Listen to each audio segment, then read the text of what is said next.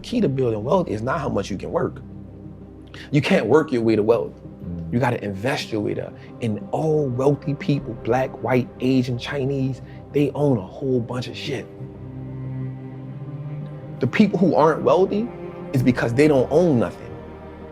You only have your money sitting in cash. If your money is just sitting in cash, realistically, you're becoming poorer every day. Right. Or they own depreciating assets. And that's what cash is. It's a depreciating asset because the more money they print, the more money that money loses value. Right. So if it's just sitting, it's the reason why the bank wants you to have your money there. So they can take it and use it and invest it so much and be like, hey, it's just sitting, I'm gonna give you 50 cents on whatever you had in there. Right. And so the idea of ownership was, yo, we can just start owning everything that no matter if it's just a stock. Like, that's powerful. Because if you can start owning the businesses that you now consume every day, you turn a one-time transaction to a lifetime of profit. And that was major for me. Because if I go to the store and buy a pair of Nikes, that's a one-time transaction. In order for me to get something from them again, I gotta come back and buy another pair of Nikes. But if I own the Nike stock, as long as I own it, it's a profitable vehicle for me. So that one-time transaction can become a lifetime of profit if I own that business. If I'm gonna buy an Apple, if I know I'm an Apple user, if I know I got the phone, I got the AirPods, I got the MacBook, I got the PC, I'm excited when Apple's about to drop something, why wouldn't I own it? As much of it as I can, right? Like if I understand that concept, if I know America has one of the biggest trash problems in the world, right? So if I know that Waste Management is a company that's gonna be here forever because we aren't gonna stop throwing things away, why don't I own that company? Because I know everybody throws things away. And so now, instead of me getting excited about Apple line being around the corner because it's a new phone, I'm like, yo, y'all about to make me some money, right? So when I hear a company like Waste Management has bought 40 acres of disposable land for another landfill, I'm excited about that. And another great thing about the stock market is, for me, it now makes me pay attention to the world. And so now I understand what's going on in the world. I started learning business cycles, market cycles. You know what I'm saying? Like, because now I can understand, yo, this is okay. Things are going out of business. Okay, we're in this cycle. Okay, people are hiring. Okay, we're in expansion cycle. And so now I took an economic class on my own without just understanding the world. And so you start understanding when something is happening in China. Okay, something happening in China, so I own Apple. Apple has 20% of their revenue in China. Okay, they might take a little hit right now. You know what I'm saying? So the stock market helped me start understanding how the world moves, the fundamentals, right? And so that's important. Knowledge is what gives us leverage in life. It's not about how strong you are. It's about what you can learn. And then how can you actively apply that? I have this acronym called FEAR. Finally exiting average reality, right? And what happens is, until we can overcome the fear, some people actually fear success. Success comes with a lot, right? But until you can overcome that average reality that you're living in, no matter what you're on, once you become comfortable there, it becomes average. Anyone can live in average. Everyone can live in mediocrity, right? Then there's those outliers who consistently push themselves to go to the next level. LeBron spends $1 million on his body, working out, eating right, agility, mobility, because he will never be average. And the thing about the human mind and the human body, it will go as far as you push it, right? There's science that says that Gandhi levitated before. The power of the mind. So you may look at it like, man, nobody can't levitate. You out of your mind. But there's a level of meditation, concentration that you can lock into that can take you there. As long as you believe in it. Like you said, the only belief that matters is, what do you believe you can do? I personally believe that there is nothing I cannot do. And for me, it's all about impact, purpose, fulfillment. Like, the money is a byproduct of everything else. That isn't my focus. My focus is I have a knowledge and information that I know that can change lives. Not just one life, not just like lives.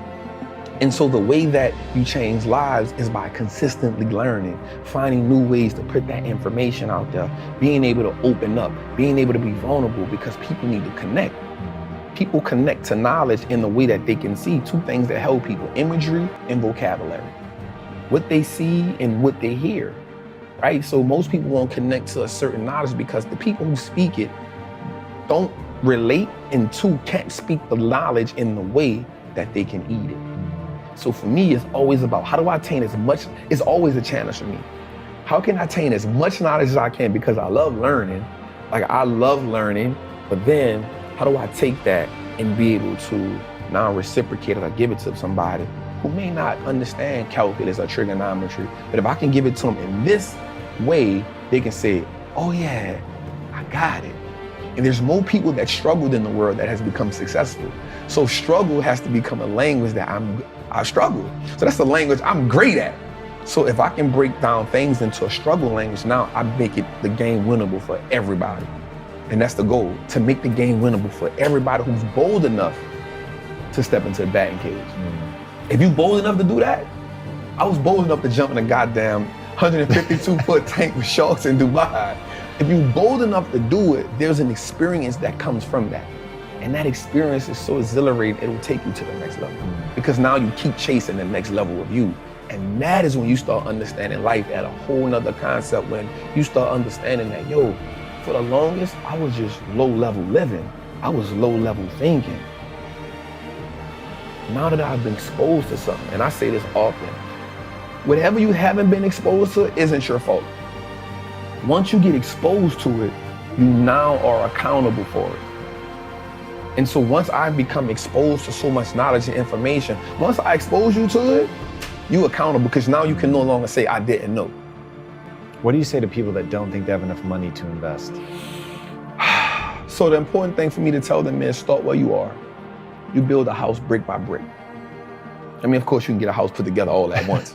You know, we live in that world now. I get the idea. Right? But you build a mansion, you build an empire, you build it brick by brick.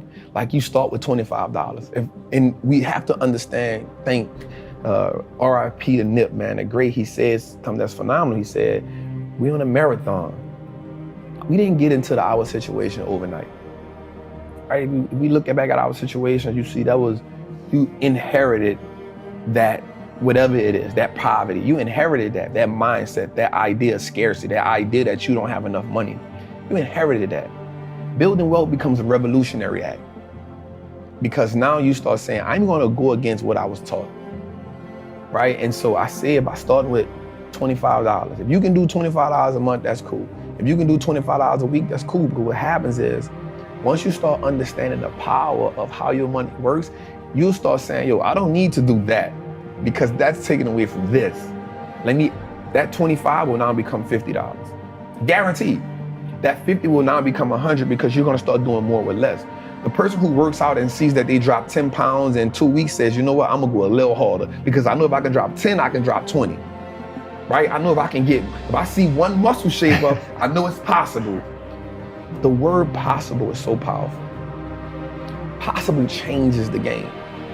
Instead of it being impossible, we now say I am possible, or I'm possible. That changes the dynamic. So the first mindset is saying, invest in your first stock. It don't have to be a winner. It doesn't have to be a home run. It can be an AT&T stock that costs $26 right now. It may not be the best investment in the world, but you started, right? And the great thing about anything is you can't be great if you never go to practice. You can't hit 81 if you never get in the gym. So just get in the gym and then find somebody who can teach you. Be dedicated to understand the process. Warren Buffett said he reads 500 pages a day. That lets me know I got a whole lot more reading to do, man. I'm an audible book junkie right now, because if he's the greatest investor, and if he's reading 500 pages a day, I don't know how he does it, but in my mind, if he's still learning, I got a whole lot of learning to do. If somebody like Monesh Pabrai and Guy Spivey can pay Warren Buffett $1 million to have lunch with him, and these are already great investors who I look up to, if they can pay him $1 million to go have lunch with him, that means they're trying to learn. Their learning has to go to the next level. So if learning is the catalyst to everybody who's wealthy and successful, I can never be sufficient with what I know. And I think that has to happen too. We have to understand the power in learning and being educated.